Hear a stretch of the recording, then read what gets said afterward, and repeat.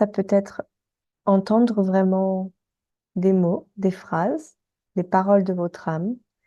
Vous pouvez ressentir et donc ce ressenti, vous l'interprétez comme un oui, un non ou une direction à prendre.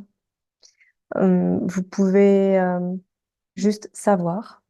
C'est pas un ressenti, vous l'avez pas entendu, mais juste vous savez. Ou bien vous pouvez avoir un flash, une image qui signifie, donc vous l'interprétez, vous comprenez que l'image que vous voyez signifie un oui, un non ou une direction en particulier. Donc ça, le mode d'emploi, votre manière de communiquer avec votre âme est propre à vous.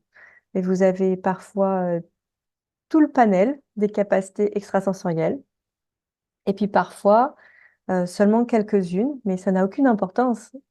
Ce qui compte, c'est que vous puissiez comprendre, entendre, si je peux dire, même si vous n'entendez pas par clairaudience, mais comprendre et entendre le message que votre âme a à vous donner. Peu importe la manière dont vous le recevez, il n'y a aucune capacité extrasensorielle qui soit meilleure qu'une autre. Peu importe.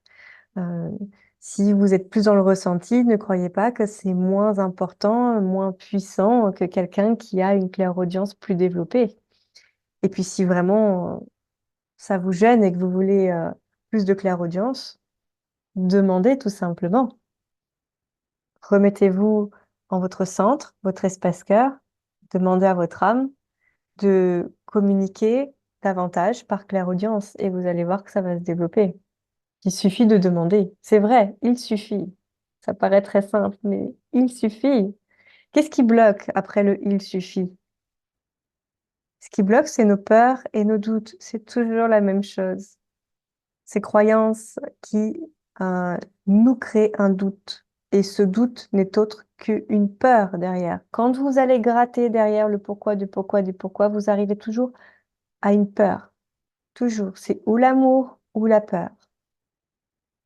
Et quand on vous dit, quand vous lisez dans certains livres, il suffit de demander et vous recevrez. Et parfois, on peut se dire, oui, il suffit, facile à dire. C'est vrai. Et toute la difficulté que l'on se crée nous-mêmes dans le fait de recevoir, ce sont nos peurs et nos doutes de ne pas recevoir ce que l'on vient de demander.